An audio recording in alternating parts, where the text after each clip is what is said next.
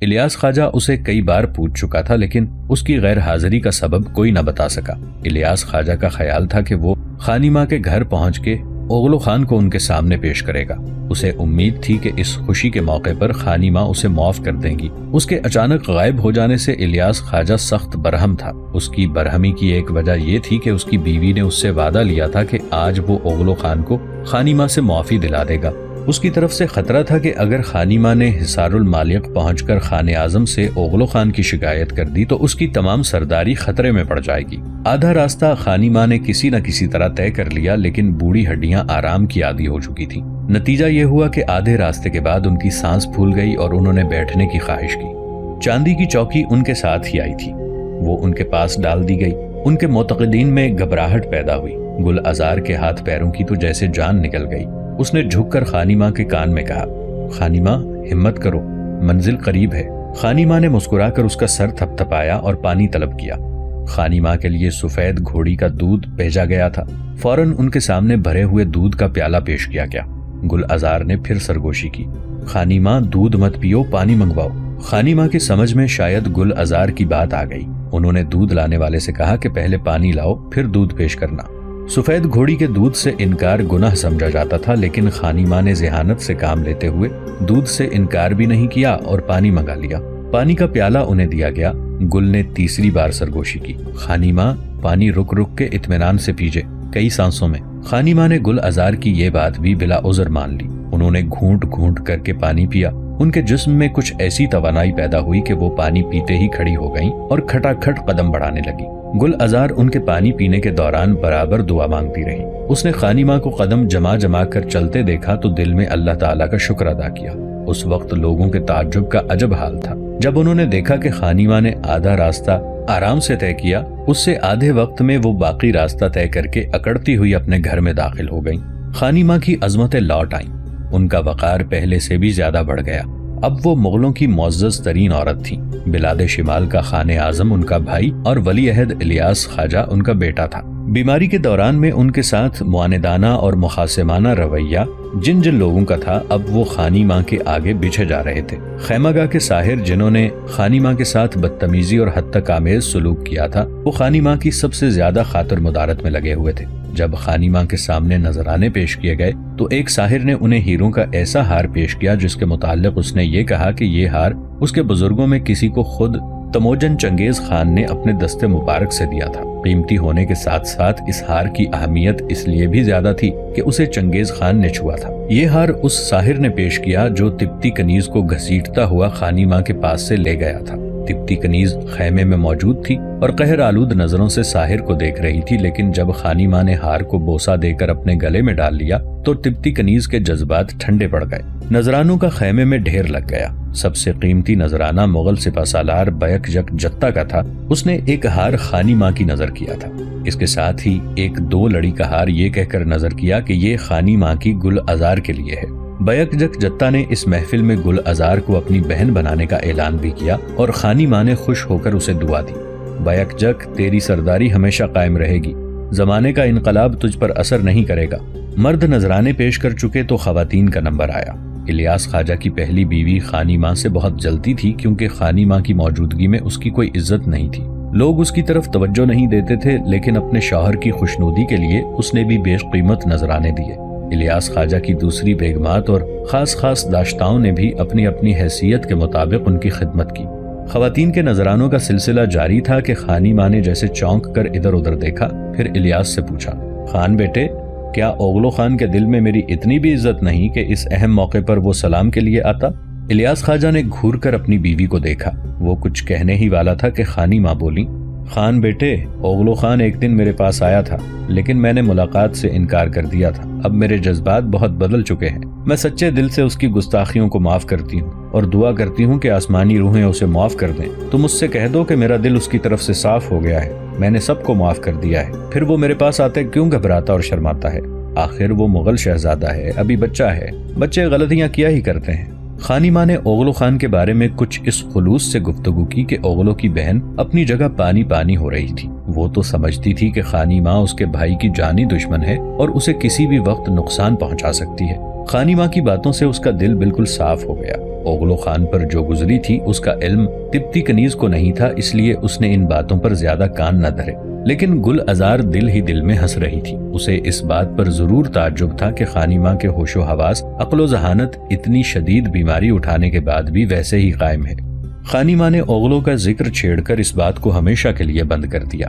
انہوں نے یہ باتیں شاید اس لیے کی تھیں کہ اگر آئندہ کبھی اوغلو خان کے اغوا یا قتل کے سلسلے میں کوئی فتنہ کھڑا ہو تو ان کا دامن محفوظ رہے۔ خانی ماں واقعی ذہین تھی، انہوں نے آئندہ کے لیے پیش بندی کی تھی، لیکن اوغلو خان کا معاملہ دوسرے ہی دن اٹھ کھڑا ہوا اور اس نے ایسی خطرناک صورت اختیار کر لی کہ اگر الیاس خواجہ عقل بندی سے کام نہ لیتا تو مغلوں میں خانہ جنگی شروع ہو جاتی۔ اوغلو خان کے قتل کی تمام نشانیاں خانی ماں نے اپنے طور پر تو مٹا دی تھیں، لیکن ایک چیز کی طرف ان کا یا گل ازار کا دھیان بالکل نہ گیا۔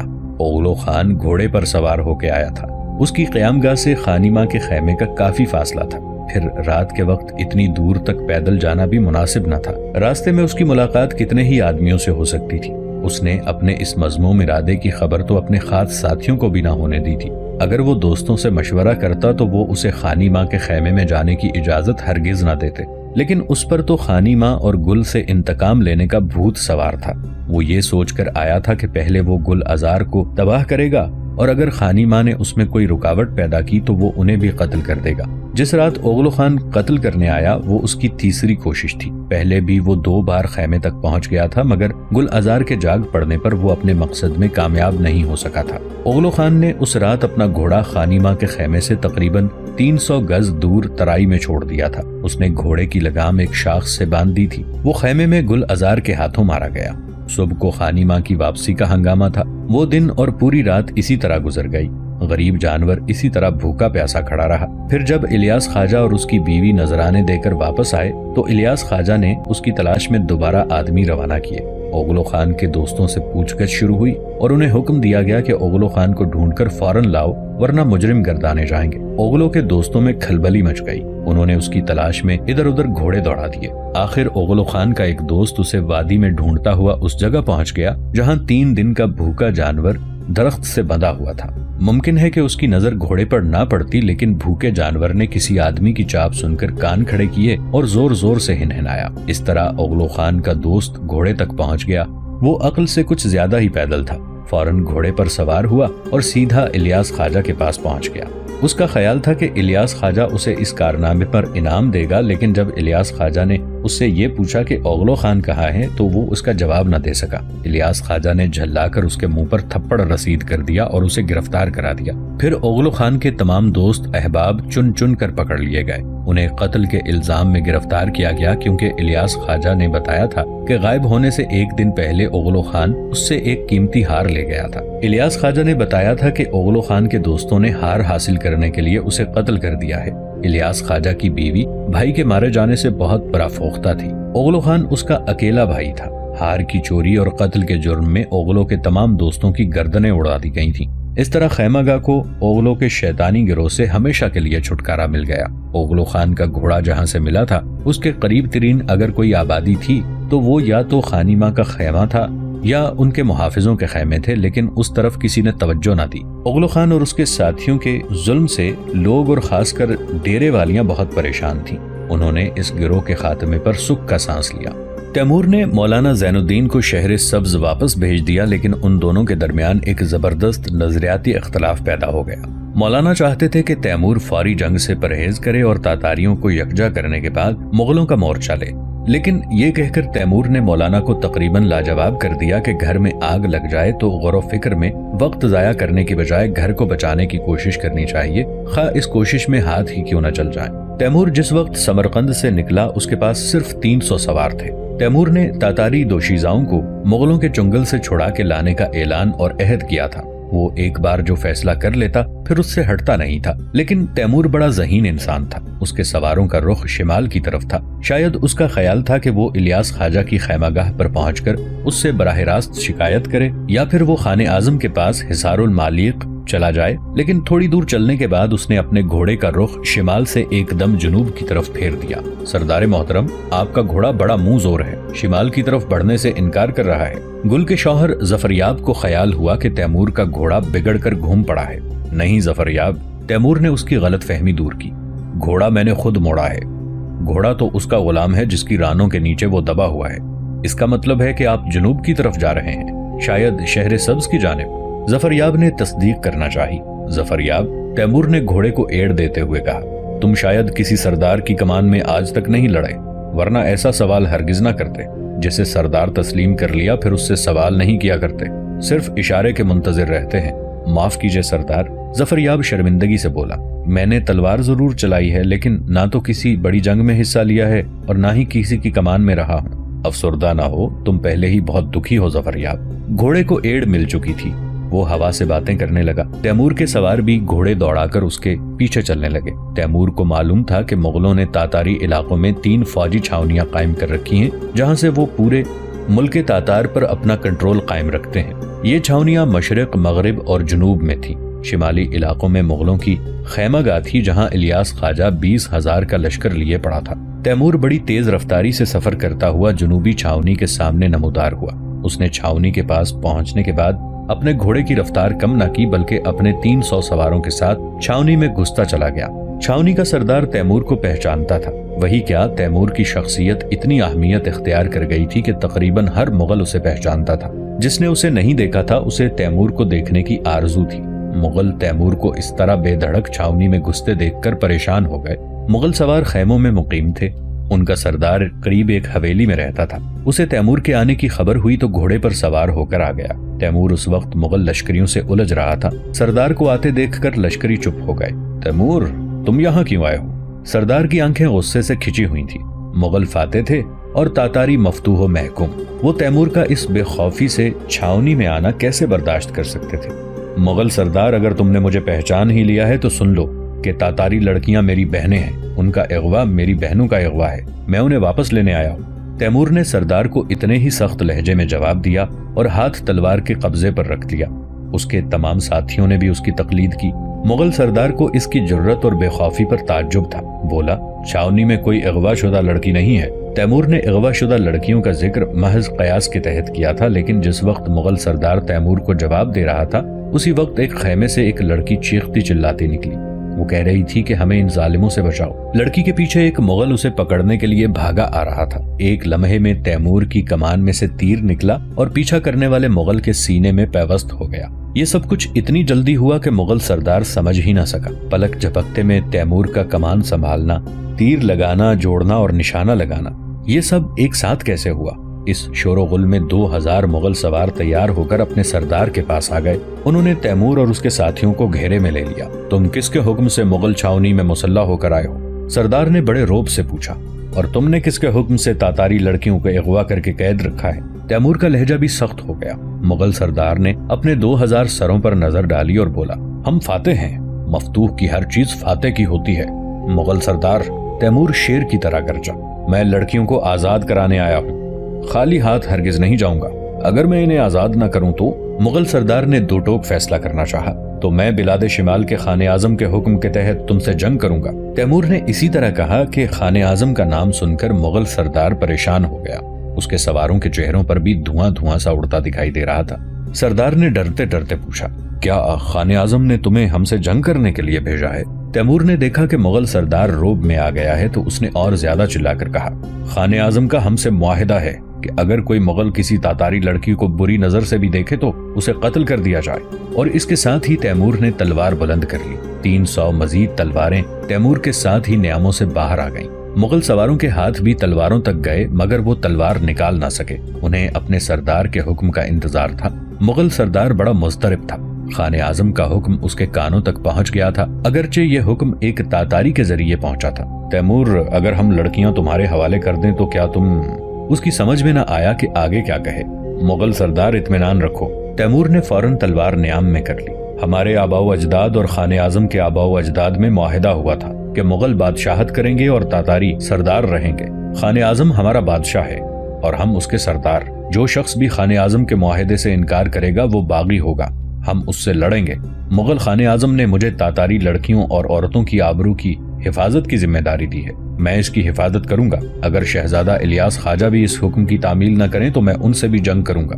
मुगल सरदार और ज्यादा मरूब हो गया। उसने हुक्म दिया कि तमाम अगवा शुदा लड़कियां तैमूर के हवाले कर दी जाएं। ये तैमूर की पहली कामयाबी थी। اس کامیابی میں بہادری سے زیادہ عقل و فراست کا دخل تھا۔ تیمور کو یقین تھا کہ تاتاری علاقے میں لوٹ مار اور اغوا کے واقعات چھاونی کے سرداروں کے تعاون کے بغیر نہیں ہو سکتے، اس لیے ان لٹیروں کو انہی میں جا کر ضرور پناہ لینا پڑی ہوگی۔ اس چھاونی میں لڑکیوں کی موجودگی تو صرف ایک قیاس تھا جو یقین میں بدل گیا۔ مغلوں نے چپ چاپ 12 لڑکیوں کو تیمور کے حوالے کر دیا۔ تیمور کا کوئی نقصان نہ ہوا، کسی بھی مغل سردار کو ہمت نہ پڑی کہ وہ کوئی گلہ یا شکوہ کرتا۔ تیمور ان بد نصیب لڑکیوں کو لے کر قریبی آبادی میں پہنچا۔ اسے دیکھ کر بستی والوں نے آنکھیں بچھا دی۔ تیمور نے لڑکیاں ان کے حوالے کی تاکہ انہیں جلد سے جلد ان کے وارثوں کے حوالے کر دیا جائے۔ اس طرف سے مطمئن ہو کر تیمور نے مغرب کا رخ کیا۔ مغربی چھاونی پہنچنے سے پہلے ہی تیمور کو مغلوں سے ایک معمولی جھڑپ لینا پڑی۔ 30-40 مغل کسی تاتاری بستی کو لوٹ کر آ رہے تھے۔ سامان کے علاوہ وہ 4 لڑکیاں بھی پکڑ لائے تھے۔ تیمور نے انہیں روک لیا۔ مغل اکڑ گئے، تلواریں نکل آئیں۔ تیمور نے ڈپٹ کر کہا کہ مغل سواروں، جب تم اپنے زخمیوں کو لے کر شہزادہ الیاس خواجہ کے پاس پہنچو تو اسے یہ پیغام ضرور دینا کہ تیمور نے بلاد شمال کے خان اعظم کے حکم کے تحت تم سے جنگ کی ہے۔ مغل سردار کے سر سے اوپر اٹھی ہوئی تلوار ذرا سی لرزی۔ کیا خان اعظم نے تمہیں ہمارے ساتھ جنگ کرنے کا حکم دیا ہے؟ ہاں، انہی کا حکم ہے کہ تاتاریوں کی عزت و آبرو کی حفاظت کی جائے۔ تیمور نے اس پر بھی روب جھاڑنے کی کوشش کی۔ مغل سردار کچھ دیر سوچتا رہا۔ اس نے اپنے ساتھیوں سے بھی مشورہ کیا۔ الیاس خواجہ اور بیک یک جتہ نے ہمیں اجازت دی ہے۔ مغل سردار نے اصل بات اگل دی۔ ہم لوٹ مار میں سے انہیں حصہ دیتے ہیں، ہم لڑکیاں واپس نہیں کر سکتے۔ لڑکیاں واپس کرنا ہوں گی۔ تیمور نے صرف لڑکیوں کی واپسی کا مطالبہ کیا تھا اور اب بھی اس کا یہی مطالبہ تھا۔ مغل پہلے ہی کہہ چکا تھا۔ اس نے حملے کا حکم دے دیا۔ تاتاریوں نے چند ہی منٹ میں لٹیروں کے چھکے چھڑا دیے۔ 5 کو چھوڑ کر سب مغل بھاگ کھڑے ہوئے۔ تیمور کے صرف چند سوار زخمی ہوئے۔ لڑکیوں کو آزاد کرا کے ان کے گھروں میں انہیں بھیج دیا گیا۔ مغربی چھاونی سے تیمور کو کچھ حاصل نہ ہوا۔ وہاں کوئی اغوا شدہ لڑکی موجود نہ تھی۔ مغربی چھاونی کے سردار اور تیمور میں تھوڑی سی تو میں ہوئی، لیکن تلواریں نیام میں ہی رہیں۔ ظفریاب بہت اداس تھا۔ اب تک جتنی تاتاری لڑکیاں آزاد کرائی گئی تھیں ان میں گل ازار موجود نہیں تھی۔ اگلی چھاونی کی طرف بڑھتے ہوئے تیمور نے 3 اور لڑکیوں کو آزاد کرا لیا، لیکن گل ازار اب تک ظفریاب کے لیے معمہ بنی ہوئی تھی۔ تیمور کو اس کی افسردگی کا احساس تھا۔ ایک جگہ قیام کے دوران تیمور نے کہا، ظفریاب، تمہاری بیوی بھی کسی نہ کسی طرح مل ہی جائے گی، غمگین ہونے کی ضرورت نہیں۔ میں پر امید ہوں سردار محترم۔ ظفریاب نے اپنا غم چھپاتے ہوئے کہا، امید کوئی چیز نہیں ظفریاب۔ تیمور نے اسے اپنا فلسفہ سمجھایا۔ تاتاری یقین کے ساتھ قدم اٹھاتے ہیں، یقین ہمارے جوش کو ابھارتا ہے، صرف امید کے سہارے زندہ نہیں رہا جاتا۔ اب تک 6 مغل ہمارے ہاتھ سے قتل ہو چکے ہیں، اس کا کیا نتیجہ ہوگا؟ ظفریاب نے ایک نئے خدشے کا اظہار کیا۔ پھر وہی بزدلی کی باتیں۔ تیمور جھلا گیا۔ اس سفر پر نتیجے کی پرواہ نہیں کرتے ظفریاب۔ جب ہم سمرقند سے نکلے تو کیا ہمیں معلوم نہیں تھا کہ ہماری تلواریں 30,000 مغلوں کے سامنے بلند ہوں گی؟ یاد رکھو، خون کی سرخی دلوں کو گرماتی ہے۔ ہمارا جذبہ دل میں حرارت پیدا کرے گا، اور آج نہیں تو کل تاتاری غلامی کا جوا گردن سے اتارنے کے لیے تیار ہوں گے۔ تاتاریوں کی آزادی کا ایوان ہمارے خون کی بنیادوں پر قائم ہوگا۔ تیمور کی باتوں سے ظفریاب کا دل ایک نئے جذبے سے بھر گیا۔ اس نے اپنے اندر نئی توانائی محسوس کی اور افسردگی کی بھاری چادر اس نے ذہن سے اتار پھینکی۔ اس نے امید کی جگہ یقین کو اپنے دل میں جگہ دے دی۔ اب اس نے کسی قسم کا شکوہ نہ کرنے کی قسم کھائی۔ مغلوں کی مشرقی چھاونی میدان جنگ کا نقشہ پیش کر رہی تھی۔ تیمور کے چھاونیوں میں بے دھڑک چلے جانے سے 6 مغلوں کے قتل کی خبریں پورے ملک میں پھیل گئی تھیں۔ مشرقی چھاونیوں کے جاسوسوں نے تیمور کے آنے کی اطلاع اپنے سردار کو پہنچا دی تھی۔ تیمور جب مشرقی چھاونی کے سامنے نمودار ہوا تو مغل فوج اسے صف بستہ دکھائی دی۔ اس نے گھوڑے کی راسیں کھینچ لیں، اس کے ساتھی بھی رک گئے۔ تیمور نے اپنے ساتھیوں کو وہیں چھوڑا اور خود گھوڑا بڑھا کر مغل لشکر کی طرف چلا۔ اس نے اندازہ لگایا کہ 1000 سوار اس کے سامنے صف آ رہا ہے۔ تیمور کو اکیلا آتا دیکھ کر مشرقی کمان کا سردار بھی گھوڑا آگے بڑھا کر میدان میں آ گیا۔ دونوں ایک دوسرے کے قریب ہو گئے۔ کنوتیوں سے کنوتیاں مل گئیں۔ دونوں ایک دوسرے کو تیز نظروں سے دیکھ رہے تھے، لیکن نہ لب ہلتے تھے اور نہ ہاتھ تلوار کی طرف جاتے تھے۔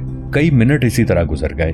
آخر تنگ آ کر مغل سردار سخت لہجے میں بولا، تیمور، مسلح سواروں کے ساتھ چھاونی کے قریب آنا بغاوت ہے۔ تم مغل حاکموں کے باغی ہو۔ مغل سردار، زبان سنبھالو۔ تیمور نے کڑک کر جواب دیا، تم نے خان اعظم کے حکم کی توہین کی ہے۔ میں خان اعظم کی توہین برداشت نہیں کر سکتا۔ تمہاری سزا یہ ہے کہ میں تمہارا سر قلم کر دوں۔ تیمور نے بڑی تیزی سے تلوار نکالی۔ مغل سردار گھبرا گیا۔ خان اعظم کا حکم کی توہین؟ وہ الجھ کے رہ گیا۔ اس نے بھی تلوار نکالی اور اپنا گھوڑا تھوڑا پیچھے ہٹا لیا۔ تیمور، قبل اس کے کہ میں تم پر ہاتھ اٹھاؤں مجھے بتاؤ کہ خان اعظم کا کیا حکم ہے اور میں نے کس حکم کی توہین کی ہے؟ مغل سردار کا لہجہ مصالحانہ تھا